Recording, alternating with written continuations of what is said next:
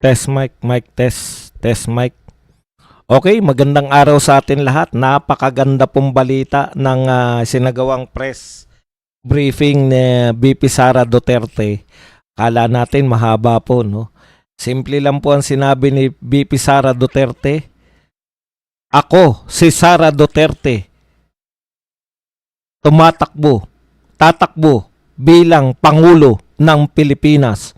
Syokran.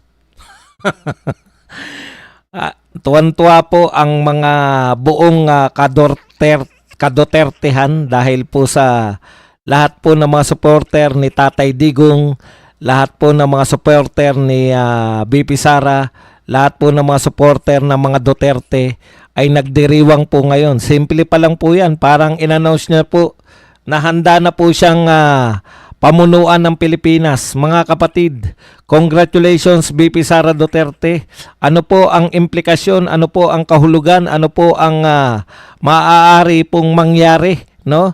Pagkatapos po na si VP Sara Duterte ay magpahayag ng kahandaan na tumakbo. Hindi na po kahandaan, talagang nagdeklara na siya. Bakit po nagdeklara si VP Sara ngayon na din? Bakit po siya nagdeklara? At bakit po parang napakaaga ba ng 2026 para magsabi? Hindi kaya siya ay puputaktihin pa ng mga batikos? Matagal na pong binabatikos, Vice President, kasi simula pa lang po, unang taon pa lang po ni VP Sara sa panunungkulan. Binanata na po siya ng mga ambisyoso dito sa pamahalaan to. Plinano po nila yung break up na unit team para mawala na po sa power agad-agad si VP Sara. Lahat po sila naniniwala na si VP Sara lamang ang balakid sa kanilang mga ginagawa. Lahat po ng nakita po natin ngayon, reflection po yan ng kung nariyan si VP Sara ay hindi po nila magagawa yung sandamakmak na nakawan, no? Okay. Alam po ninyo, game changer po tong announcement ni VP Sara sa dalawang pong dahilan. Iniisip ko kagad habang dineklara niya, ano kaya ang bakit nagdeklara ng maaga si VP Sara? Very unlikely po, no, sa isang Duterte na maagang nagdeklara. Una po, yung kinatatakutan po natin na kaya hindi nagdedeklara dahil maagang nasisiraan. Kaya hindi nagdedeklara dahil gagamitin nila lahat para wasakin yung kandidatura mo na ginawa po. May experience na po tayo riyan sa kasaysayan ng Pilipinas sa then Vice President Jojo Binay at saka po tong si Manny Villar, no? Nadalawahan na po yan na maagang nagdeklara, maagang pumustura na tatakbong presidente ay pinabagsak po sa pamamagitan ng mga black propaganda. Hindi ba matutulad si VP Sara dyan? Mga kapatid, saan ba kayo nang galing planeta kung yan po ang iniisip nyo pa? Wala pong puknat, walang humpay ang paninira sa mga Duterte buhat nung umupo ang administrasyong ito. No? Walang puknat, walang humpay ang paninira sa mga Duterte buhat nung si VP Sara ay naging Vice President. Hindi na po yan. Yung iniisip po ninyo na maaring matulad kay VP Jojo Binay at saka kay Manny Villar, Speaker Manny Villar, Senate President, naging Senate President ba si Villar?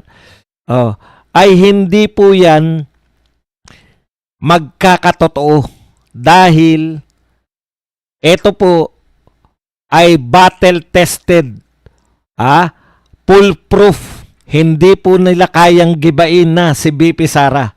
Kaya immaterial na po yan kung siya po ay nagdeklara ngayon 2026 at hindi 2027. Immaterial na po yan kung maaga pa dahil dati na nilang ginagawa yan at lalo pong tumataas sa rating si VP Sara. Okay, ngayon po, eto po, ano po ang epekto niyan? Hindi, dito muna sa mga sinabi ni VP Sara. 'Di ba? Si VP Sara guilty. Katulad ng sinabi ni VP Sara, dahil sa kanya Maniwala man kayo at hindi. Dahil kay BP Sara, nahalal tong presidente natin ngayon. At siya po ay sising-sisi. Sising-sisi kung anong uri ng presidente meron tayo ngayon. Sising-sisi sa katiwaliang laganap, sising-sisi, 'di ba? Nagbanggit nga siya habang may mga namamatay sa baha, habang mga naglipana ang mga magnanakaw. Nagsisisi si BP Sara dahil isa po siya sa mga kasangkapan kung bakit namuno ang presidente ngayon. Ngayon po, nung una, 'di ba, kinukwento ni BP Sara, talagang ramdam natin 'yan dahil meron pa tayong kampanya noon na Run Sara Run. Alam niyo yung Vice President ni Sara Duterte na pagtakbo ng Vice President? Inamin niya yan, compromise niya yan. Dahil ayaw niyang tumakbo ng presidente. Gusto niya kumpletuhin yung kanyang mayor. Yung 3 term niya as mayor. Pero compromise niya dahil sa mga tao na nagtutulak sa kanya na tumakbo na presidente. Compromise niya yan dahil sa wala tayong sawa eh. Makukulit tayo eh. Run Sara run tayo eh. Compromise niya yan kaya tumakbo siyang vice president. Na na-realize niya bandang huli, hindi pala bandang huli, sa bandang unahan pa lang, sa simula't-simula pa lang, na-realize ni BP Sara na itong ating Pangulo, least sa kanyang ini-expect, ay ganyan pala. Kawalang silbi. Kaya po, siya ay humihingi ng tawad. At ito po, ang tingin ko, itong pagtakbo na to, ito yung pagbawi niya. Babawi siya dahil naipahamak niya. Pakinggan po muna natin, no? Pakinggan po muna natin. Okay. Yung sinabi sa mga hindi po nakapakinig, boses na lang po to. Napakaganda ng ayos ni BP Sara. Presidential na presidential. Pakinggan po natin. Ako si Sara Duterte. Tatakbo bilang Pangulo ng Pilipinas. Napakamakahulugan. Alam niyo po itong salita na to. Lalabas po yan sa lahat ng video. Balang araw pag presidente na po si BP Sara. No? Yan po, yung makapangyarihang announcement na yan na ako, si Sara Duterte, tatakbo bilang Pangulo ng Pilipinas. Syokran. Yan po, no? Una, katulad ng sinasabi ko, ito po yung pagbawi niya. Gusto niya pong makabawi dahil po sa kamalian ng kanyang pagsuporta dito kay BBM. Gusto niyang humingi ng tawad at marami kasi nag-iisip, 'di ba? Kawawa naman tayo, baka si BP Sara hindi pa tumakbo. Sabi natin, imposible pong hindi tumakbo sa tindi po ng ginawa ng gobyernong ito sa pamilya niya. At patuloy pa po na ginagawa. Patuloy pa po sila nagsasampa ng reklamo. Patuloy pa po.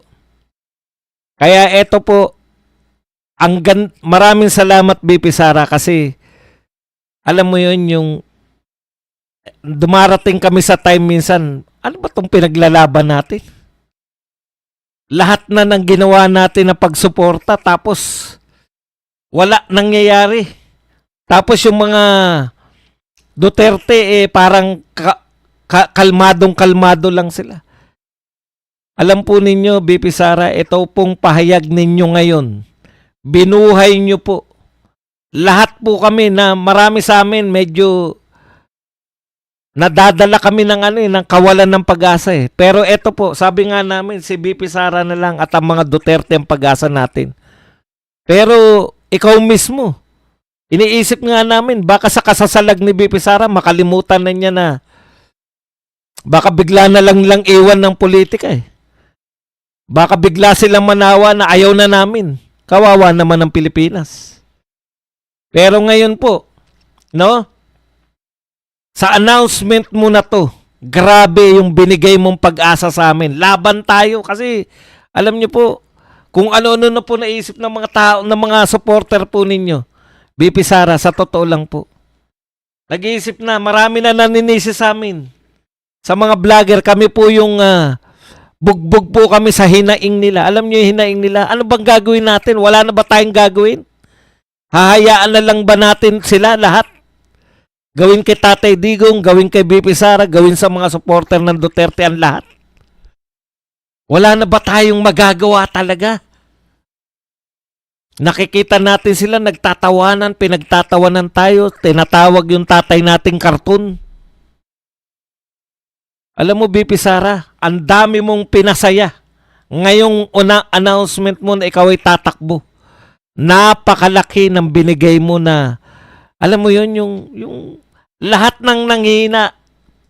Para kang yung naulanan na yung namin, yung siga. Yung siga namin, naulanan na. Meron na lang baga na lang. Para mo kaming binuhusan ng gasolina sa ginawa mo, BP Sara. Ang sigla namin ngayon, hindi lang halata. Masaya po ako ngayon, hindi lang po halata dahil puyat. Puyat sa kakanood. Hindi sa kung ano pa man. Maraming salamat sa iyo, BP Sara. Ang dami mong pinasaya mga Duterte supporters ngayon. Biruin mo, isang announcement lang. Grabe. Inangat mo kami lahat. Kita nyo, kagabi ganito magsalita si Badong.